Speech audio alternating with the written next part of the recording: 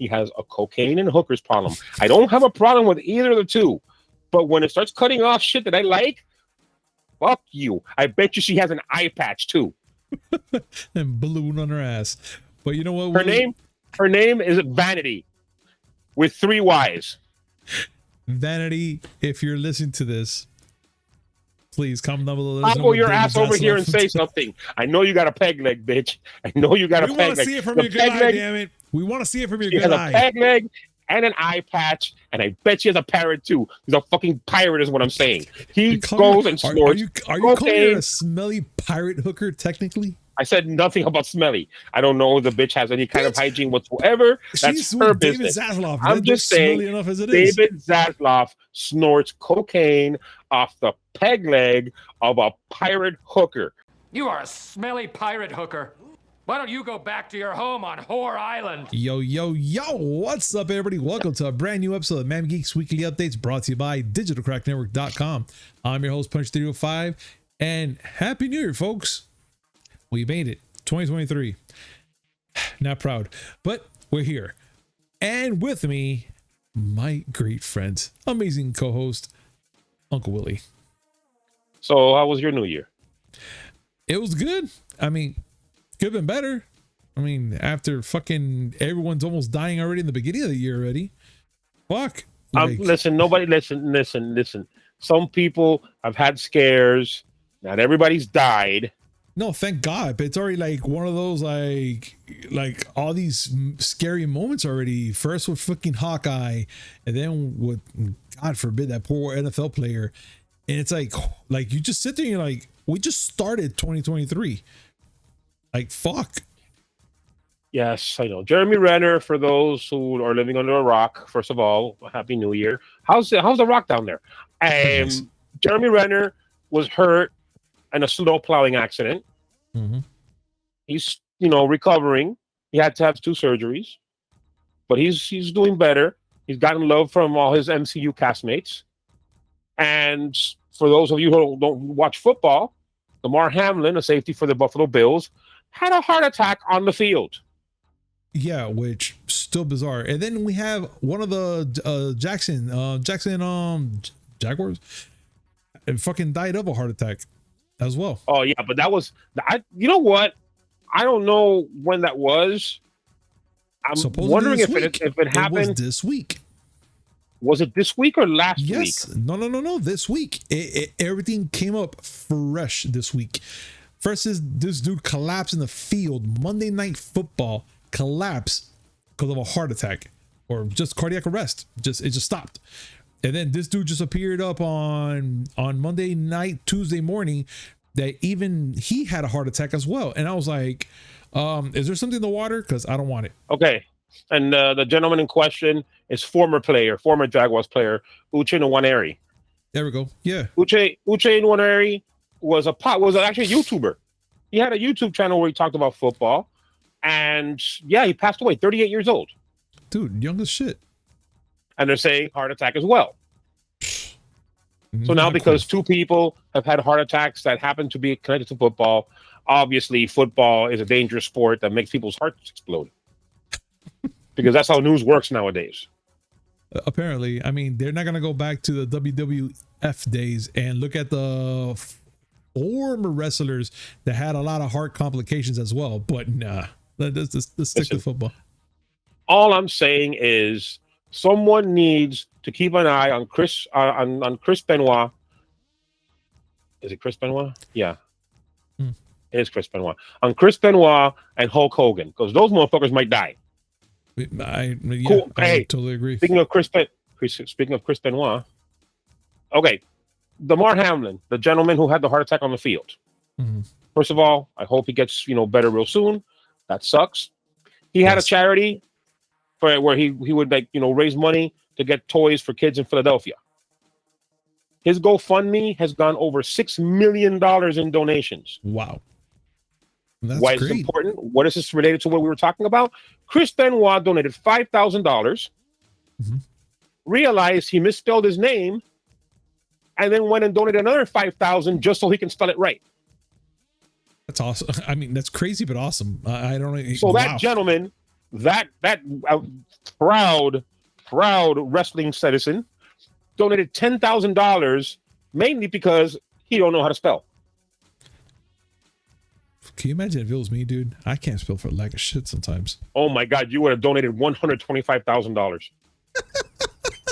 And the fucked up thing is, it's your name. You're still misspelling that shit, dude. It fat fingers, dude. These hands they're my friends and my enemies at the same time. At some point, I can imagine. Oh, $5,000 donated by Punisher. Punisher. What's a poon? Oh, the poon. Oh, wait, hold on a second. That's gotta be all right. Anyway. Yeah, Punisher 503. No, another 5. Yep. I mean, it's just gonna keep going. Oh, but, another $5,000 from Punisher 8675309. How does this happen? Enough with this. That's funny. Shut up. But Willie, we have a lot to talk about. And we need to get started right now. And it looks like CES 2023, Sony Gran Turismo flags a new entertainment strategy. Why? Because they're talking about a fucking Gran Turismo movie. And Sony wants in. Not just Sony PlayStation, Sony Music, Sony's grandmother. Everybody wants in on this shit. And Willie, why is my thing? Just because they're making a Gran Turismo fucking movie, they really want in on this shit? Okay. The news is not so much the fact that they're making a Gran Turismo movie. Mm-hmm. Which, by the way, let me just go on a tangent and say, a fucking Gran Turismo movie? I don't. It's a for real legit movie. Orlando Bloom is in it. Wow, that man's been hiding for a while. Like, I mean, you know, the Pirates thing, whatever. Like, it's a legit movie. The movie itself is not the news, though. It's what Sony's doing that has resulted in Gran Turismo being a movie. Everyone has known Sony for the longest time as a hardware company. Sony Walkman, Sony Vaio computers, Trinitron TVs. You know, it's electronics. Yeah. They just happen to have a video game division. And, you know, years ago, they bought Columbia and became a player in movies. So what's happening here is suddenly all these different departments at Sony are talking to each other. This all started a while ago. Sorry, give me a second. Oh. Sorry. You can cut that out, but I had a moment. Okay. Gotcha. This all started a while ago. In 2017, Tony Vinciquera, I think that's the name, Tony Vinciquera, I apologize if the name is misspelled, was hired as chief executive of Sony Pictures. Sony Pictures wasn't doing good. It's not doing that great right now. But he had the idea of, hey, instead of sitting here trying to make all these, you know, trying to shoehorn all these movies that may or may not work. I mean, you know, I'm thinking of Ghostbusters. And instead of trying to sit here and make, you know, and sell DVDs and Blu-rays that might not sell that well, those people over there at the end of the hall, those PlayStation people, they have a lot of cool things we can turn into movies. Yeah. And that's what's going on with Sony. They are leveraging the IPs they already have that are coming out of PlayStation and using it to make stuff that they can use in their other divisions. For example, Gran Turismo is not the only project they're working on. I'm sure you know this, but I have to remind you, HBO is going to release The Last of Us as a series. Yeah. Well, we know that. And Amazon Prime Video, I should say, wants to make a God of War series. Not proud of that. It doesn't matter. That's part. They said there's only 3 of supposed 10 projects that are in different stages of development that leverage these IPs. And it's not just with, I'm sorry to cut you. It's not just with TV shows. And mind you, they're not making their own streaming service. They're giving HBO The Last of Us. They're going to work with Disney and Netflix and Amazon and Apple on other things. So they're not going to stream the stuff themselves. They're just going to make the stuff, and the streaming services can bid for them. And they're also working with Honda on an electric vehicle that will have Sony hardware on it. Yeah, this sounds like they're going to be very busy, dude.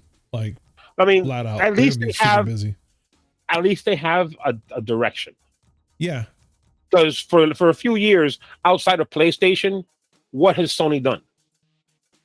Spider-Man. That Venom? was a collaboration with Marvel. Venom. I mean, do we really have to talk about that? No, you know what? Let's not. But still. Wait. But Fuck.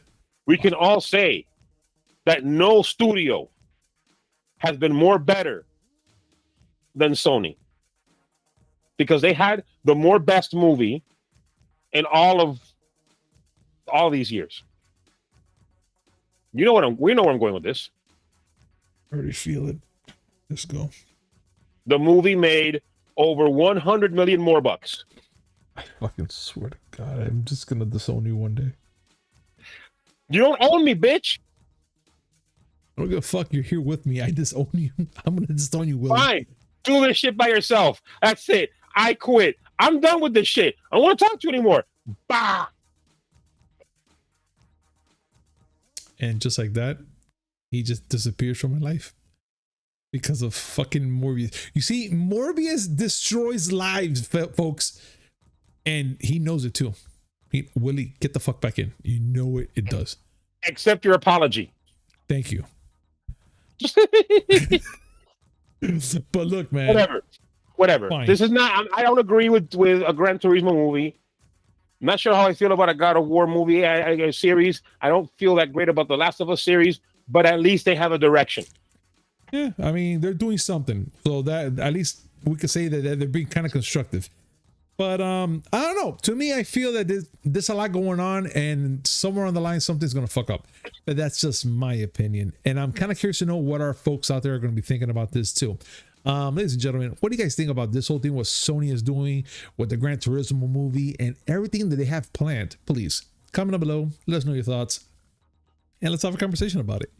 Now, Hitman 3 to consolidate an entire trilogy into World of Assassination. So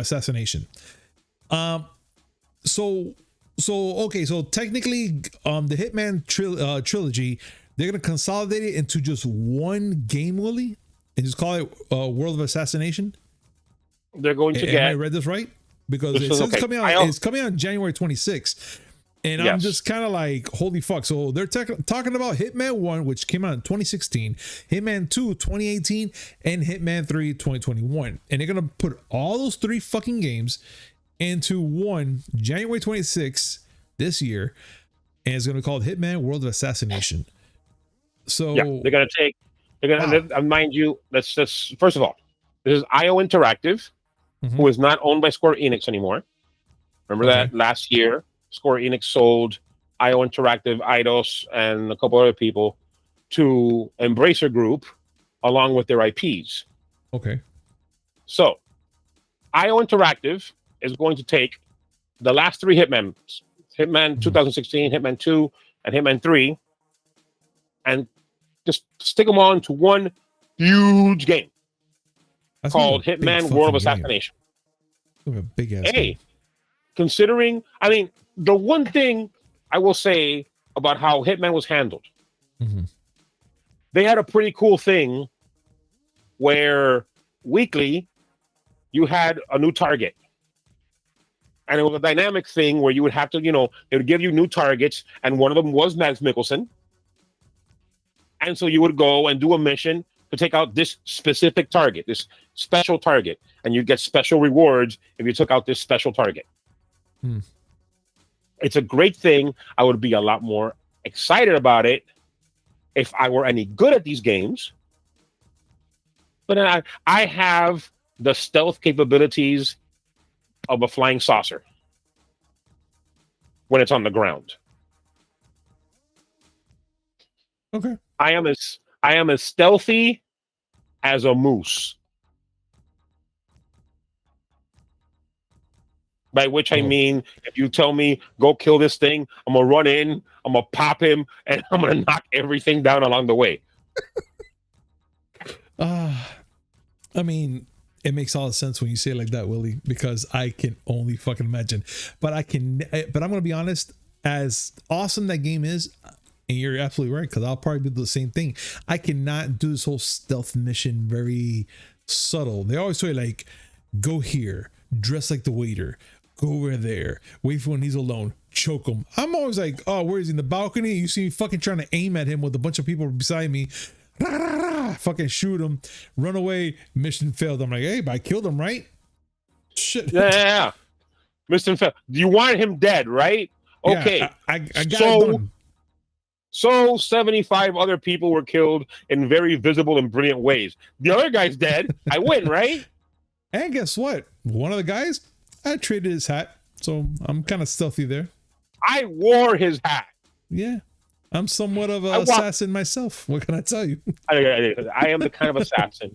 Okay. This is the kind of assassin I'd be. I would walk in with a huge flamingo hat on my head and a shirt that says, I am the assassin. Don't interrupt. You know what? They will not see it coming. They won't. They'll be like, haha, party, nice, cool shirt. Even unless everybody, black tux type of shit. Unless everybody there went to the Stevie Wonder school of seeing obvious shit, I'm not gonna make it. Just saying.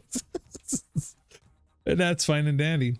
But now, Willie, being that we're talking about assassinations and shit like that, can we talk about the fucking box office, dude? And the fact that Avatar, why? Because fucking Avatar is sneaking up to assassinate Top Gun Maverick by becoming 2022's biggest global movie. Okay.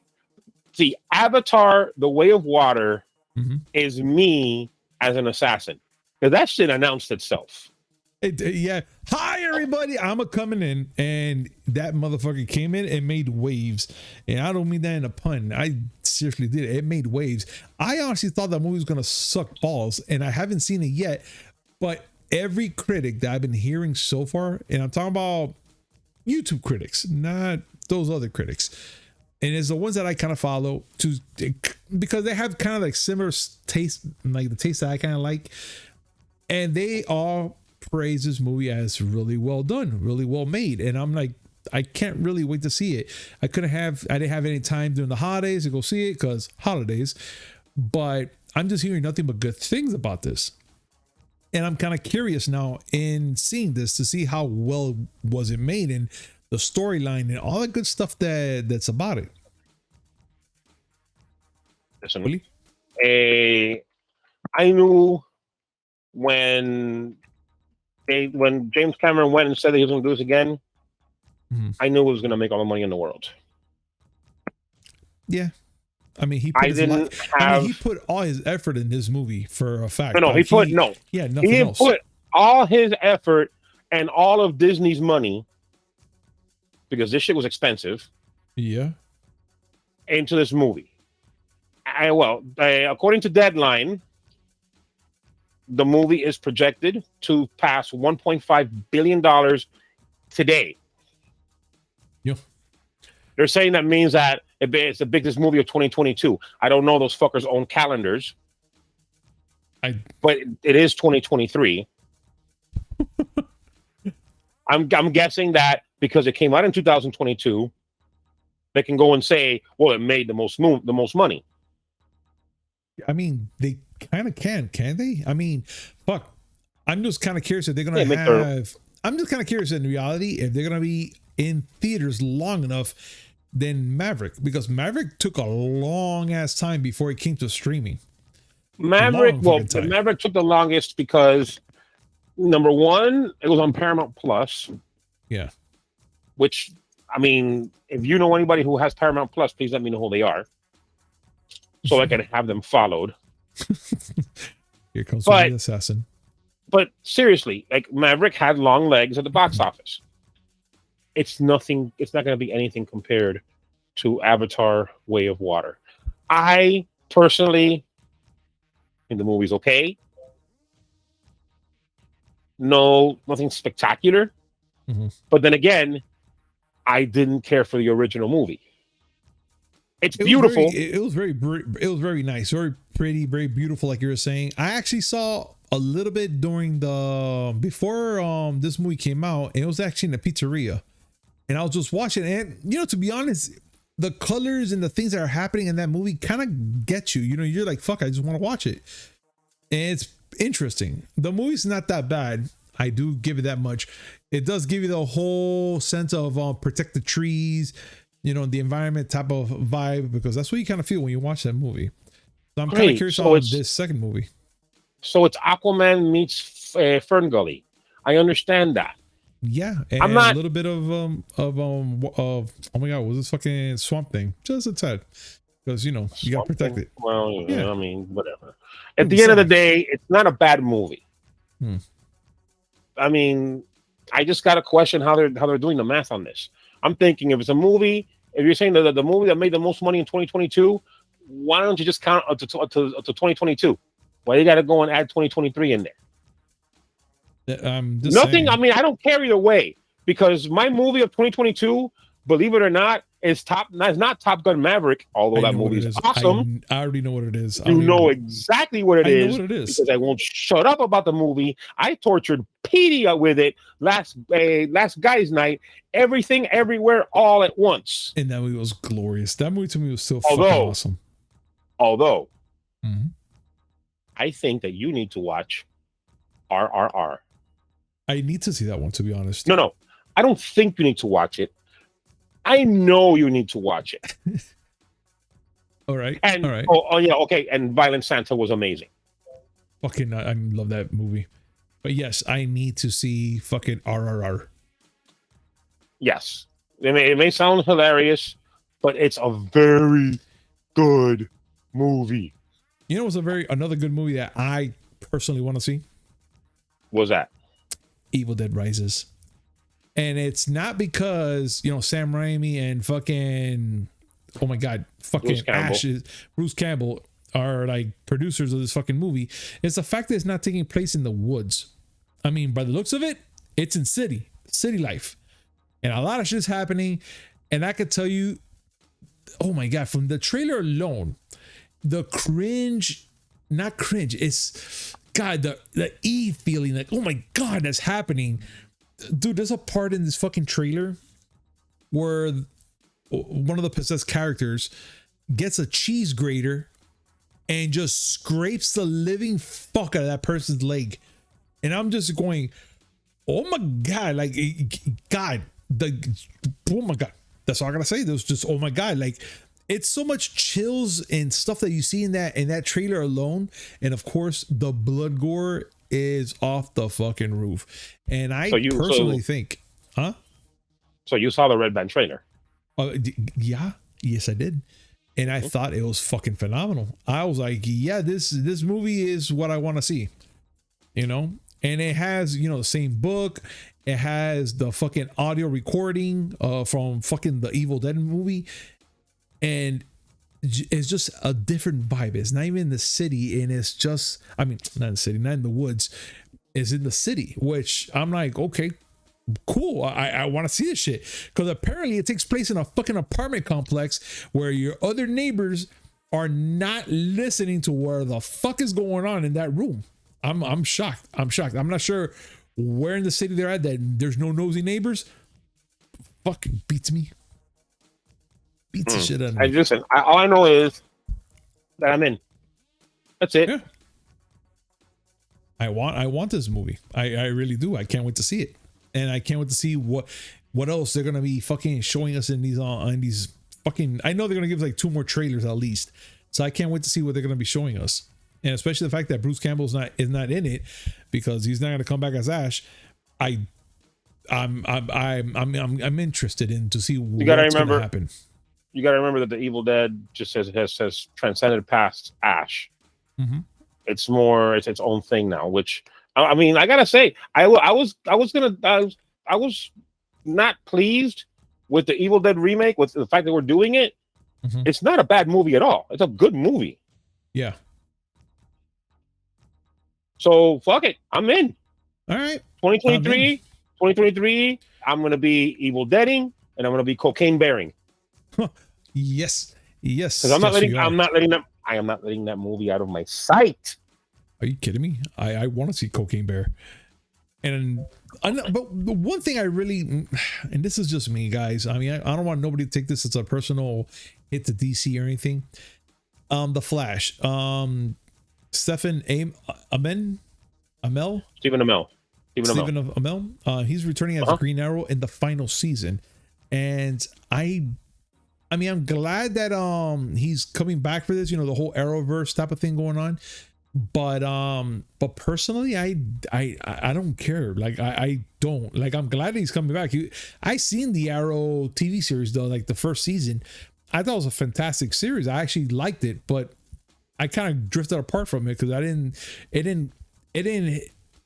didn't grab me the way certain shows and movies do. And I'm not trying to give Marvel any hype either, because there's a lot of shows in Marvel that didn't really get my attention at all either. But for this one, for DC, you know, for the Flash and Arrow and all that good stuff, it never really got me into it. But being that it's gonna be the final season, I know that a lot of DC fans out there, this means a lot to them. And I don't know, how do you feel about this, Willie? Okay, so if you didn't get the gist of it, Stephen Amell is going to return as the Green Arrow in the Flash. For those who don't follow, all the Arrowverse shows, which is Arrow, Flash, Legends of Tomorrow, Gotham, so on and so forth, they've been canceled one by one because Daddy Zaslav doesn't like fun. I'll get to him in a moment and later on.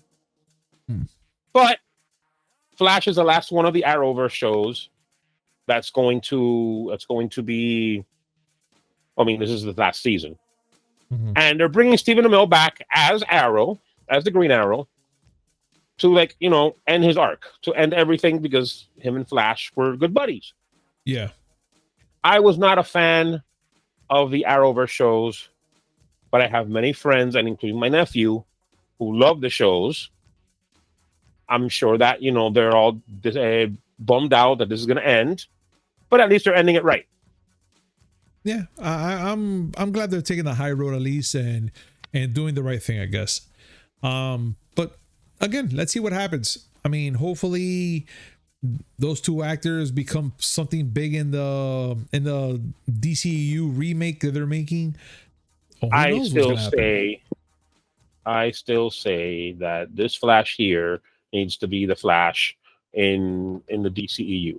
Grant Gustin as the DCEU Flash. Although the DCEU doesn't exist anymore because Daddy Zaslav, I'll get to him later. But still. And you're absolutely right there, right, Willie. But let's continue on. And it's with Drax. Drax, Dave Bautista, excuse me. I mean, he plays Drax. I know, but I call him Drax. I guess if everybody knew him as Drax. I mean, you know how many characters out there that are named Drax and shit? But the fact is that yeah, the blonde dude, isn't his name? No, his Dax. I'm sorry. Dax Shepard. Yes, that's why. You're talking about the guy that played John in that abortion of a movie, Chips. You're talking about Rico Pendejo. Yes, Dax Shepard is Rico Pendejo. In what the hell is the Idiocracy? I know what you're saying. It's too funny. But dude, the fact that we're talking about Dave Bautista, and he pretty much revealed that he's saying goodbye to Drax from the Guardians of the Galaxy. And I'm pretty sure that this was a hard thing for him, being that he was pretty close to James Gunn and doing these whole Drax the Destroyer and all that stuff, you know, playing that character for Disney and, you know, for Marvel. But he's pretty much done with it. I mean, the man was doing this for 9 years, 6 movies. And he pretty much came out on GQ pretty much saying that he was so grateful for being Drax, but it's time to step away. My curiosity is going to lie. Is he stepping away because, you know, he just doesn't want to do Drax anymore? Is he stepping away out of respect to go to James Gunn and be in the DCEU? Or he's just done being that, like, these type of characters and all? That's actually my kind of my question. I'm kind of wondering if that's what's going on. Like, what do you think, Willie? Or do you know a little bit more about this than I do? Well, he spoke to GQ, and he says it. And I'm going to quote him here. I love him, but there's a relief. It wasn't all pleasant. It was hard playing that role. The makeup process was beating me down. And I just don't know if I want Drax to be my legacy. It's a silly performance, and I want to do more dramatic stuff. This goes back to a couple of things. If you remember back to the X-Men movies on Fox, the newer ones. Yeah. Jennifer Lawrence said that, you know, she had no problem playing Mystique, but she hated the whole makeup process. You got to remember, you got to sit there on a chair and spend hours having somebody apply makeup on you. That's not easy stuff. And the more elaborate the costume, the more elaborate the makeup, the more like the more draining it is. Yeah. Famously, when Jim Carrey was doing The Grinch, they had to bring in a psychological expert from the CIA that specialized in like hostage negotiations. Yeah. And you know what to do if you're taken hostage, because he had to use that mentality to just get through putting on the makeup. Okay, Drax's makeup is not as drastic, but it's still something that's very trying. I mean, you're not wrong, because there is a lot of work into what he's been doing, being done to him. I mean, even though you look at it, it looks simple enough because he's just wearing a pair of pants and everything is prosthetic and paint, but basically more paint than prosthetic, because you know the man is built like a fucking wood chipper, dude. He's gonna cut some shit out. Like Chris Pratt, Chris Evans, Chris Hemsworth, the Chris's. All they gotta do is put on clothes. Yeah. You know, that's not that big of a deal. I mean, you know, it can be, but it's not. You know, the as a matter of fact, I'm sure there are a lot of people out there that are like, no. Chris Evans, Chris Hemsworth, don't put on the uniform. No, go out butt ass naked. That'd be great. Didn't work out for Love and Thunder. That doesn't matter. That's what I was going to say. Yeah. What I'm trying to say is that aspect of it is very draining. Plus, yeah, it's true. You know, Dave Bautista, and he credits the fact that, you know, taking the role of Drax was the one that really made his movie career take off. He says it, quote, "So grateful for Drax." Yeah. So he's not, you know, it's not like he dislikes the character. It's like after a certain time, maybe you don't want to play the duller of the group. He's in Glass Onion. Yeah. The movie Glass Onion. And he's, you know, showing more of his acting chops. And he wants to evolve his career. And you know what? I have something to say about that, about his acting career. Actually, I want to say three people, and out of the three, one is going to be Dave Bautista, and then the other two is going to be John Cena and The Rock. Those three, they have a specific way of acting. But I can tell you right now, if I want to watch a movie that has some sort of emotion, I will watch John Cena and Dave Bautista do some sort of movie that has some sort of emotion involved. Because if I watch The Rock, it's The Rock being The Rock. And I know I'm kind of cutting away from Dave Bautista, but what I really want to come back to is that being that Dave Bautista, he's going to do, you know, step away from this, you know, from these character movies and try to be a little more serious and stuff like that. I wouldn't mind watching him, to be honest. He's not a bad actor. He's done certain movies that he's either a funny guy. He's done a couple serious movies before, hasn't he? Yeah, I know he's done a couple serious roles before, which I even was actually shocked on how he's taken. But you know, being that he's a big guy from the WWE and stuff like that, they're gonna use him for like mostly like, okay, you're gonna be the big strong bouncer, or you're the big scary guy. Technically, I don't mind seeing him as, you know, something normal for once, to be honest. Truthfully, prior to Guardians, his career was essentially the same as every WWE superstar. Yeah, it's just the big dude. Yeah, he was in those kind of movies. Yes, but once, you know, Guardians came up, and he, you know, and he always talks about how he was when he got the role, when he learned he got the role. You know, so and he talks about it again with GQ. Yeah, and I quote him. And he was driving to the gym when he got the call saying he was Drax. And he says, quote, "I had to pull over because I was crying so hard. I turned right back around and walked into my house shaking to tell my wife I had gotten the role. We were both standing there freaking out." He acknowledges that, you know, Drax, his role as Drax, gave him a lot of openings. Oh, big time. And the fact that also he's a big comic book nerd. So this was even bigger for him because he likes the comics. He likes it. Now, do you know the role he plays in Glass Onion? No. He's a social media star who's kind of a chauvinist. Sounds too familiar. He likes men. He likes advocating for men's rights.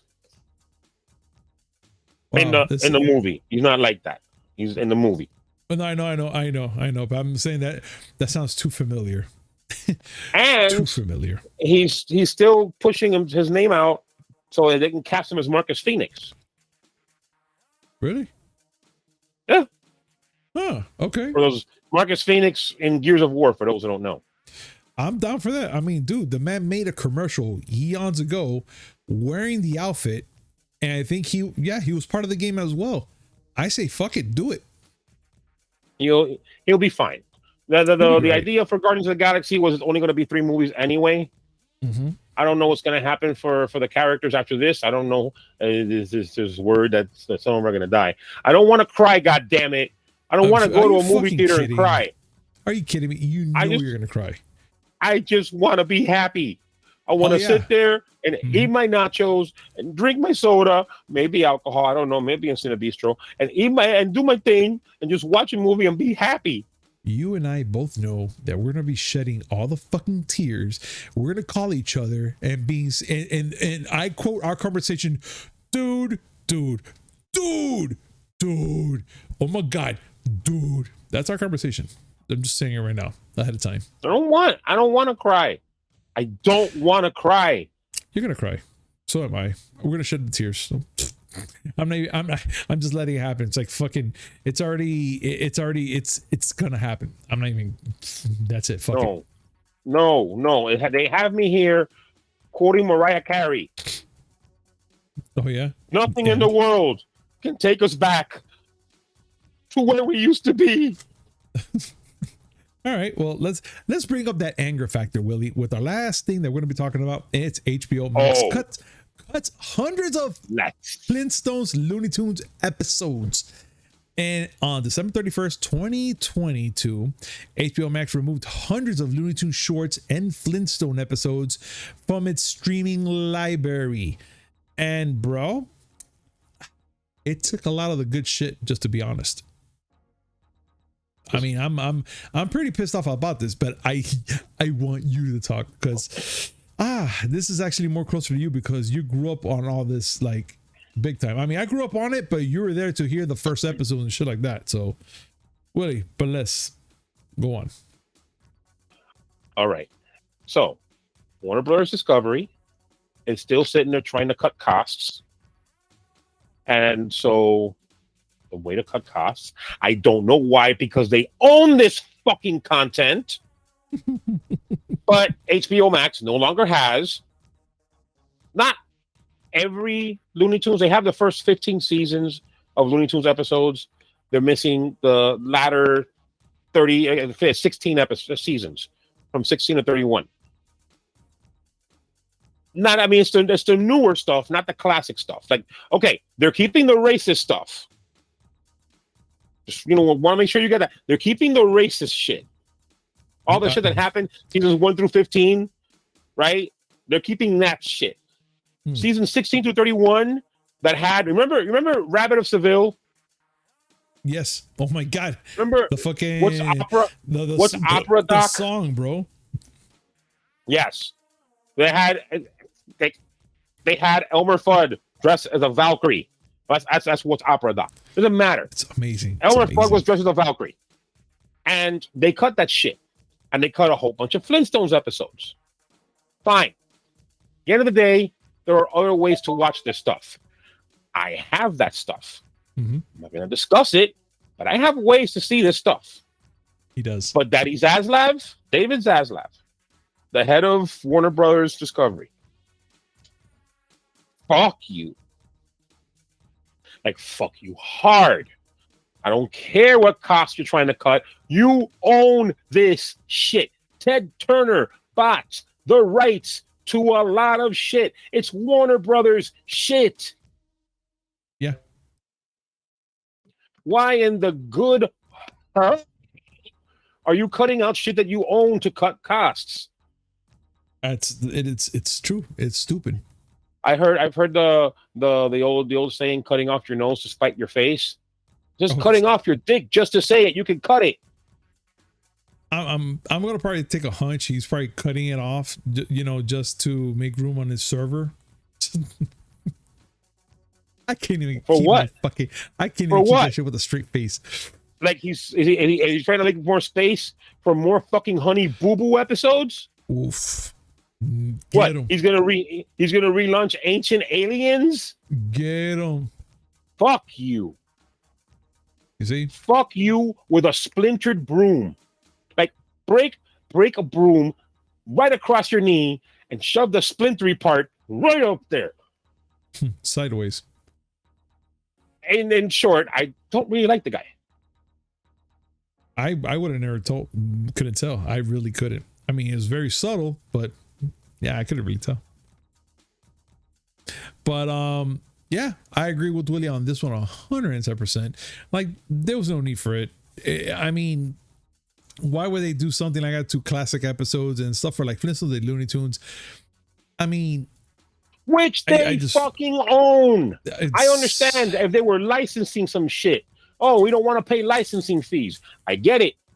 Okay, fine. You don't want to put fucking Mega Man episodes on Warner Brothers. I get it. You fucking own this shit.